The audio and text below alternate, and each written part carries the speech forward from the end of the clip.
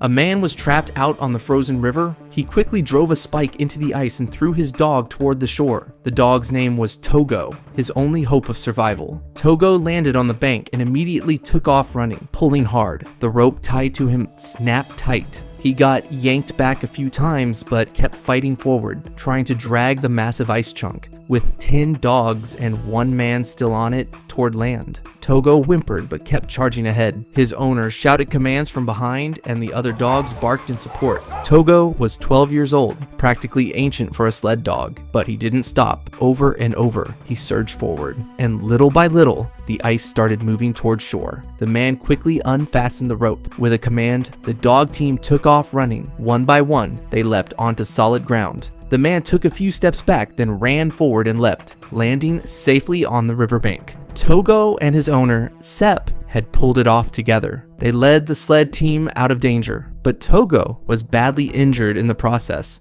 Togo had just saved his owner. Sep pulled Togo to the back, trying to make him ride in the sled to rest, but Togo immediately jumped off and ran back to the lead. He knew his owner cared about him. His job was to lead the team home. Sep felt a tug in his chest. This old friend who'd been by his side for 12 years, stubborn as ever, just like when he was a pup. 12 years ago, little Togo was sickly and weak. Sep didn't want him to be a sled dog, so he locked him in a kennel. But it wasn't long before the pup broke out. He ran straight over and nudged Sep's leg, showing off like a little rascal. I catch you, you'll be sorry. In a blink, he even stole the measuring tape again. Sep stared at the wild little dog, tearing around the yard, and decided it was time to teach him a lesson. He stuck Togo back in the kennel, then stacked rocks all around it, and even piled dirt on top for good measure. Try digging out now. Satisfied, Sep walked away. That little pup was way too smart. It was so anxious, it ran around the cage like crazy, whining at the edges. Then it sniffed around the corner of the cage and started digging. The other puppies came over, trying to learn Togo's digging technique. Even the big dogs in the next cage were stunned, just staring. Before long, Togo hit a rock, but that stubborn streak kicked in. He just picked another spot and kept digging. The other pups copied him for a bit, but gave up pretty quickly. But not Togo. He moved on to his third hole, digging non-stop. The other pups were yawning and just watching at that point. Togo. He dug 6 useless holes in a row, then dove into the 7th one. Moments later, his fluffy little head popped out from under the weeds. He broke through the surface. He didn't even stop to soak in the cheers from his buddies. He just bolted straight for his owner. When Sep saw the dog right in his way, he couldn't believe it. Togo suddenly jerked his head to the side. Sep followed his gaze and saw the herd of deer. His gut told him something was off. Sure enough, Togo bolted toward the river and dove right in. The sled dog swerved sharply, making a full 90-degree turn to avoid him. Sep was left stunned. He tried to drift the sled into a turn. By the time he made it to the other side, soaked and dripping, he saw Togo sitting there, tail wagging, proudly guarding him. Sep was speechless. The next day, Sep built a reinforced shed and tossed the dog inside. Togo wagged his tail and sat down like a good boy. But as soon as he heard the team setting off without him, he started howling and scratching at the door. It wouldn't budge. He couldn't break it down either. He started spinning in circles, panicking, then paused, looked up, and something clicked. Suddenly, he was leaping all over the place, knocking down bottles and jars, glass shattering everywhere. Hearing the racket, Sep's wife peeked into the shed. Next thing she knew, a little dog head popped out. She laughed and waved. "Afternoon, buddy." Togo hopped along the roofline, jumped onto a wagon, and took off after his master. "Good luck, little one," she called after him. Sure enough, chaos broke out among the dogs all over again. Sep knew he couldn't keep Togo locked up forever, so with a heavy heart, he gave him to a friend. Togo looked heartbroken, staring at Sep through the bars of the cage. Sep felt empty inside too. But the very next morning, the friend brought the dog back. Clearly worn out from a rough night, Sep was relieved. Until Togo, barely through the door, immediately grabbed a glove and ran. Sep lost his temper. The next day, he hitched up his sled and took Togo to town. He handed him off to a woman and used his leg to block the pup from following. Then, he shut the door and left. Togo pressed himself against the glass, watching him go. But it didn't take long for him to turn the house upside down, desperately looking for a way to escape. Then, he spotted the window. He stepped back. Then, back again, further still. By the time the woman noticed, it was too late.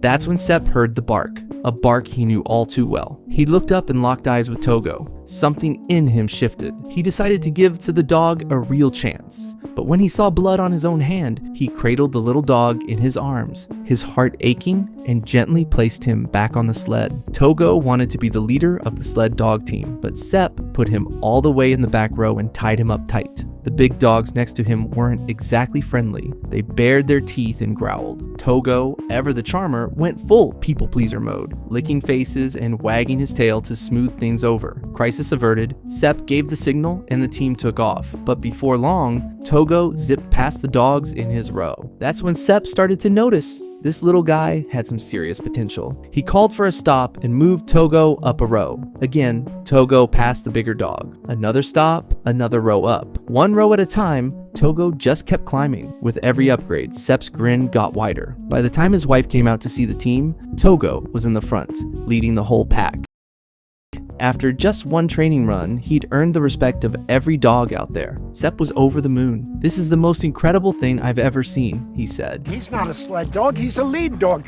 He scooped the pup into his arms, gave him a name, Togo. Togo licked his face like he knew exactly what that meant. And from that day on, Togo was the lead sled dog for 12 years straight. In the local sled races, he led Sepp's team to first place again and again. They formed an unbreakable bond. But soon, they'd face a challenge unlike anything they'd ever known. In 1925, a diphtheria outbreak hit a small town, infecting dozens of kids. 5 of them didn't make it. The only way to save the rest was to get a batch of antitoxin 400 miles away in another town. To make things worse, a once-in-a-century blizzard had just rolled in. Planes and trains were completely shut down. The only option? A dog sled team. The town's best team belonged to a man named Leonhard Seppala. People called him Sepp. And the best lead sled dog around was Togo. But Togo was already 12, pretty old for a sled dog. About the same as a person in their late 60s. Still, with the storm raging and time running out, Sepp knew that if anyone could make the 400-mile round trip,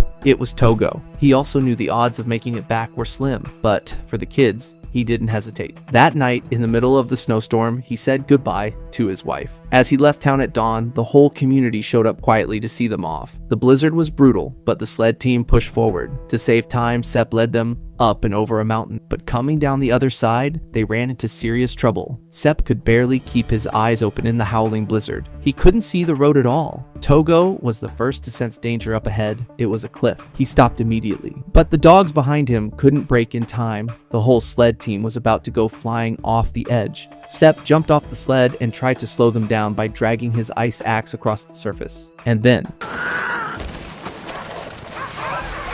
the sled shot forward, heading straight for the cliff. At the very last second, it stopped. Sepp had jammed his axe into the ice just in time. They were inches away from the abyss. But the danger wasn't over. The sled team could still fall at any moment. Sepp yelled for them to climb back up, but the dogs were terrified, frozen in place. That's when Togo stepped up. He charged uphill, pulling the whole team behind him. Even when his paws started to bleed, he didn't stop. The other dogs, seeing their leader push through, finally found their courage. One by one, they followed. Bit by bit, they made it back to safety. Togo ran over to Sepp, panting but proud. Togo licked Sepp's nose. Sepp looked down at Togo's bloody paws, heart aching with worry. They took a short break at a way station, quickly patched up Togo's wounds, and hit the trail again. They'd already lost too much time from earlier mistakes, so Sepp made a bold call to cut straight across the frozen tundra. A once-in-a-century blizzard was raging, and the rushing river underneath could break through the ice at any moment. Still, they pushed on. Cracks started spreading across the ice. Some parts even shattered. The sled dogs grew nervous, eyes darting around in panic. That's when Sepp gave an impassioned pep talk. What, my pups? Are we to fear ice now? We're the champions, always have been. What we're doing will go down in history. Now run, my pups! Run! The cracks kept chasing them, spreading fast, but always just a little too late to catch them. Meanwhile, their journey made headlines. This race against a deadly storm and the ticking clock caught the attention of the whole country. The mayor rallied 19 sled dog teams from nearby towns. each carrying serum to pass along in a relay, rushing to meet Sepp halfway. But Sepp didn't know any of that. Sepp's sled team finally made it out of the ice field. After running for so long, Sepp was half asleep, barely hanging on. He passed right by the relay team without noticing. The dogs barked like crazy, finally catching the attention of the relay man. He spotted Sepp and took off running, shouting his name, but the blizzard swallowed every sound. He tripped and fell, helplessly watching Sepp disappear around the bend. Just when he was losing all hope, he suddenly heard barking. A figure emerged from the storm. It was Togo. He'd heard the man's calls and turned back. The two of them hugged tightly in the snow. After handing over the serum at the outpost, Sepp didn't waste a second before heading back. The relay man watched the route Sepp chose and was completely stunned. To save time, Sepp had decided to cross the ice field again. Only this time, it was even worse than before. Miles and miles of cracked, broken ice. A huge crack appeared around the sled team, stretching for hundreds of meters. Togo charged forward without hesitation, leading the sled dogs full speed ahead. But soon, they found themselves trapped with no way out. The ice completely shattered and chunks of floating ice bobbed up and down with the river. The compass was totally useless. All around them was endless ice with no clear path. Sepp knew there was no turning back. He ordered them to keep going. Right away, Togo took the lead, running full throttle. The ice was tricky and unpredictable, so Sepp couldn't give directions fast enough. He had to trust Togo to find the way. Togo kept his eyes on the ice, running without stopping. A big chunk of ice tilted with the water, making the dogs' paws slip, but they barely made it across safely. Sepp glanced back and saw the ice breaking apart faster and faster. He kept pushing them forward, but the cracks were spreading rapidly. The ice ahead had already broken.